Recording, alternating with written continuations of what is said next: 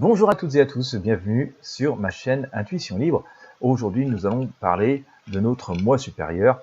Ça fait un peu pompeux comme ça, mais on va le faire donc en toute modestie et on va essayer de comprendre qu'est-ce que le moi supérieur.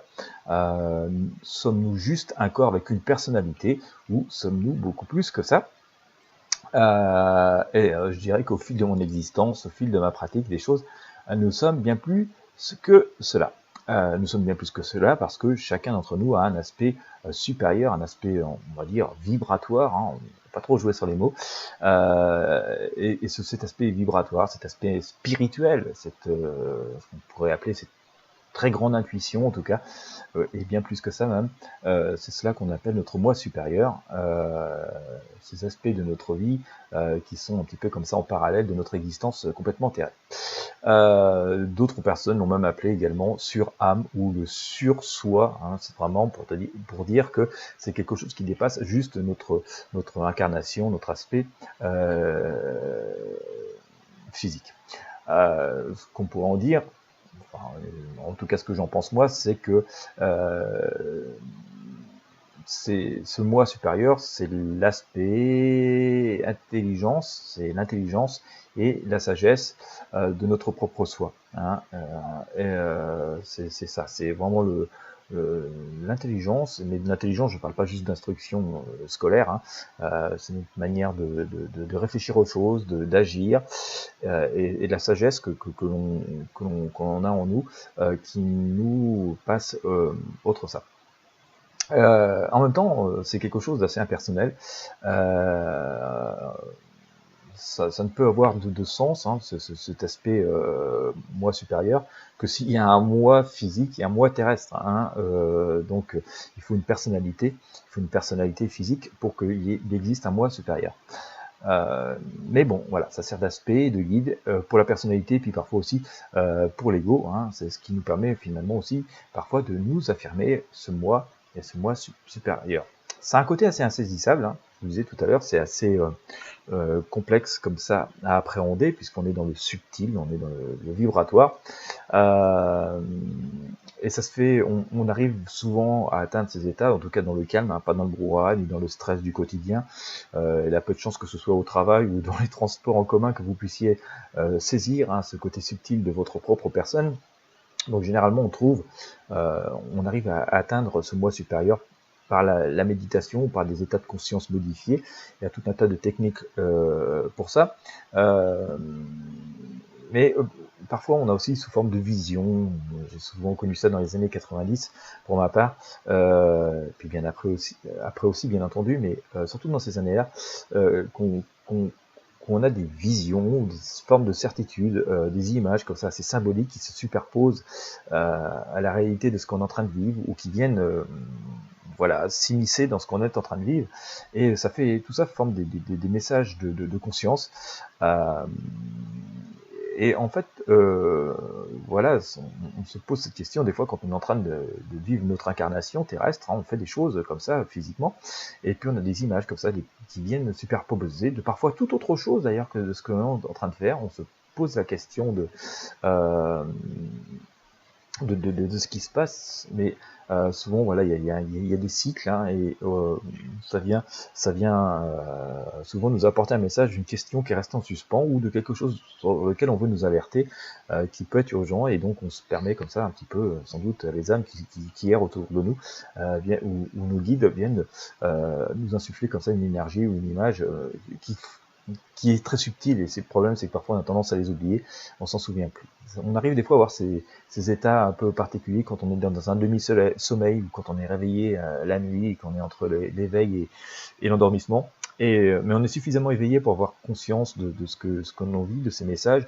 On se dit absolument, faut que on n'a pas le courage de noter sur le moment. Alors on se dit, faut absolument que je me souvienne quand je vais me réveiller, puis malheureusement souvent on a oublié.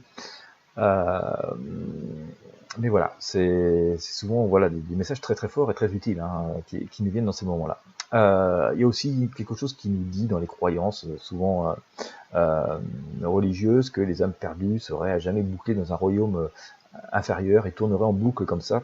Moi, j'y crois pas vraiment. Je pense que, en tout cas par rapport au message que j'ai pu en avoir, c'est que c'est pas un cercle vicieux. Il y a un temps pour tout, quoi. Je pense que comme on a une existence sur Terre, une incarnation sur Terre, il est possible que voilà, on n'accède pas au niveau supérieur du royaume des âmes, on va dire, comme ça d'un seul coup, et que en fonction de notre apprentissage terrestre, des futures incarnations qui vont venir peut-être, ou des choses qu'on n'a pas eu le temps de comprendre, voilà, peut-être qu'on peut errer comme ça un certain temps dans différents niveaux de conscience après, mais je pense qu'à un moment donné ou l'autre,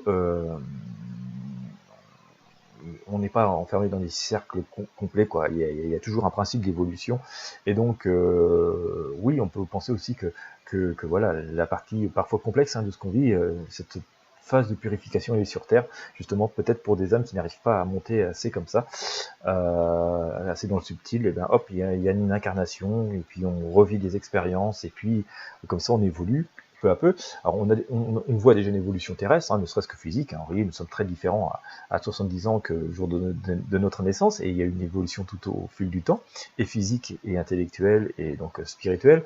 Et sans doute que voilà, il y a la même chose après, dans le domaine des âmes et de la vibration, et donc ce moi supérieur, il évolue sans arrêt, avec sans doute de temps en temps des cycles comme ça, de réincarnation, qui nous permettent donc de prendre une forme de savoir, et qui nous permet donc de progresser ensuite. En tout cas, c'est ce que le ressenti que j'ai pu avoir, je n'affirme pas que c'est absolument la certitude absolue, c'est en tout cas mon ressenti, et ce que j'en pense. C'est très difficile aussi de pouvoir donner une certitude absolue, parce que voilà, c'est des impressions très rapides, ça se passe en une fraction de seconde, les images qu'on a à chaque fois. Je vous invite quand même, voilà, à vous pencher sur les images que vous avez pu avoir comme ça, les intuitions, les choses qui ont pu vous réveiller dans la nuit en vous disant oh là là, c'est un truc absolument subtil, très fort, faut que je m'en souvienne. Voilà, je vous invite vraiment à noter les choses qui vous arrivent comme ça, parce que je pense que ces transmissions d'images qui nous viennent comme ça, à toutes les heures du jour et de la nuit, ça tente de corriger des erreurs, ou le fait que les choses que l'on vit sur Terre, qu'on n'arrive pas à comprendre, ou qu'on pense avoir comprises, ne sont pas complètes. Donc ça vient comme ça nous corriger sur des choses. Voilà. Et tant qu'on a besoin de comprendre des choses pour accéder à des niveaux d'âme supérieurs, je pense comme ça, oui, on revient sur Terre et on apprend des choses, et ainsi de suite, on monte. C'est pour ça que en tout cas, je suis pas le seul à le penser, il y en a d'autres aussi qui le disent, que les cycles de réincarnation ne sont pas, je pense pas, ne durent pas éternellement.